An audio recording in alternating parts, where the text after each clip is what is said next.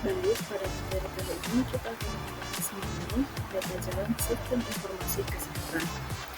Peta jalan sistem informasi kesehatan adalah dokumen perencanaan sistem informasi kesehatan nasional pada tahun 2015 sampai 2019 yang bersifat indikatif yang memuat gambaran keadaan saat ini, arah dan tujuan yang ingin dicapai, tahap pelaksanaan, sasaran dari setiap tahap, indikator pencapaian sasaran, pembiayaan, dan pengorganisasian pelaksanaan pengembangan dan penguatan sistem informasi kesehatan nasional dalam 5 tahun ke depan.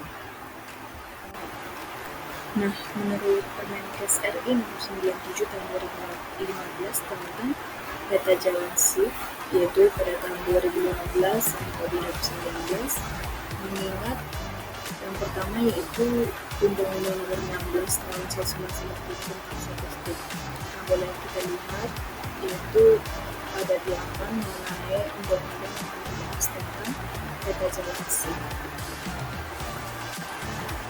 Selanjutnya adalah pembahasan. Peta jalan sistem informasi kesehatan merupakan operasionalisasi dari Grand Design Sistem Informasi Kesehatan yang disusun dalam rangka penyelenggaraan dan kesinambungan. Peta jalan sistem informasi kesehatan 2015 sampai 2019 merupakan dokumen yang bersifat living dokumen, di mana dalam penggunaannya dapat bersifat dinamis mengacu kepada perkembangan peraturan, kebijakan, dan efek. Nah, ini dia peta jalan SIP yang ada 5 fase. Nah, dimulai dari fase yang pertama yaitu pada tahun 2015 sampai 2019. Di mana pada fase yang pertama ini implementasi konektivitas komunikasi data antara institusi pemerintah dengan publik, government to public, kemudian diarahkan pada penyediaan aplikasi sistem informasi kesehatan bersifat operasional utama, berbasis elektronik terintegrasi yang diimplementasikan di institusi fasilitas kesehatan tingkat pertama dengan rujukan pemerintah serta pemangku kepentingan penunjangnya.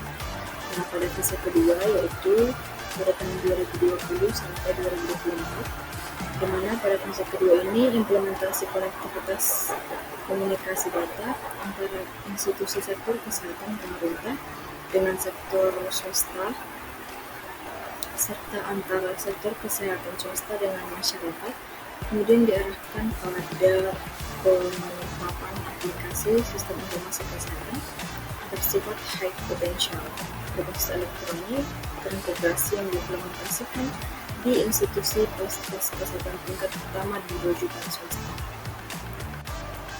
Kemudian fase yang keempat yaitu pada tahun 2030 sampai 2034, di mana diarahkannya pada penyediaan SIP yang mampu menyediakan layanan informasi kesehatan global yang lebih cepat dan valid serta memungkinkan terjadinya proses berbagai sumber daya data bersama pada berbagai jenjang administrasi manajemen kesehatan.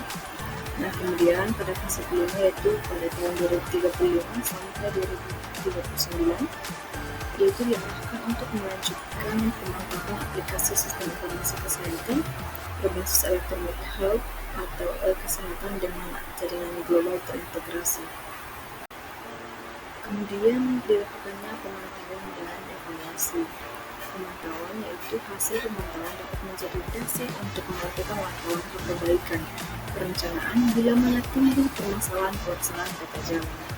Nah, hasil dari pemantauan ini dapat digunakan sebagai masukan dalam melakukan evaluasi pelaksanaan peta jalan. Kemudian selanjutnya evaluasi ini ditujukan untuk mengetahui keberhasilan atau ketidakberhasilan pelaksanaan peta jalan dalam rangka upaya pengembangan dan penguatan serta penyelenggaraan SIP selama kurun waktu tahun 2015 sampai 2019. Dan selanjutnya contoh program atau aplikasi yang relevan yaitu pada tahun 2015 sampai 2019. Yang pertama ada SIKDA Generik atau Sistem Informasi Kesehatan Daerah. Ini adalah sistem informasi yang berbasis atau yang digunakan pada daerah-daerah atau misalnya di fasilitas kesehatan tingkat pertama. Kemudian selanjutnya adalah SIMRS atau Sistem Informasi Manajemen Rumah Sakit, itu yang digunakan sebagian besar di rumah sakit seperti itu. Kemudian yang ketiga ada SIMPUS, Sistem Informasi Puskesmas. di mana aplikasi ini digunakan pada sistem informasi kesehatan yang berlangsung di puskesmas. Nah, selanjutnya kaitan peta jalan SIK dengan telemedicine and health. Dalam pasal 25 Undang-Undang Nomor 17 Tahun 2023, upaya kesehatan termasuk pelayanan kesehatan dapat memanfaatkan teknologi informasi dan komunikasi untuk meningkatkan kualitas penyampaian layanan.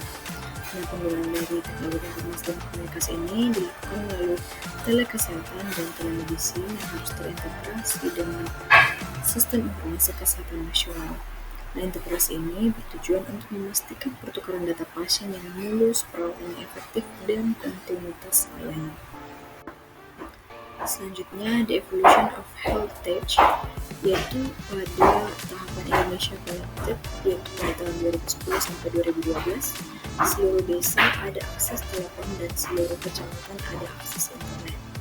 Nah, ini terjadi pada tahun 2010 dan 2012, di mana seluruh desa itu diharapkan ada akses telepon dan seluruh kecamatan ada akses internet. Kemudian pada tahapan Indonesia Informatif, yaitu 2012 sampai 2014, seluruh ibu kota provinsi akan terhubung dengan jaringan fiber optik, seluruh kabupaten atau kota memiliki akses broadband, dan peningkatan pelayanan berbasis elektronik seperti e-layanan. Selanjutnya pada tahapan Indonesia Broadband tahun 2014 sampai 2019, diharapkan adanya peningkatan akses broadband di atas 5 MB dan peningkatan daya saing bangsa dan industri inovatif. Pada tahapan ini diterbitkannya Peraturan Presiden Nomor 96 tahun 2014 tentang Rencana Tata Lebar Indonesia pada tahun 2014 sampai 2019. Selanjutnya pada tahun 2020 yaitu tahapan Indonesia Digital, itu seluruh kabupaten atau kota memiliki e-government dan Indonesia yang kompetitif.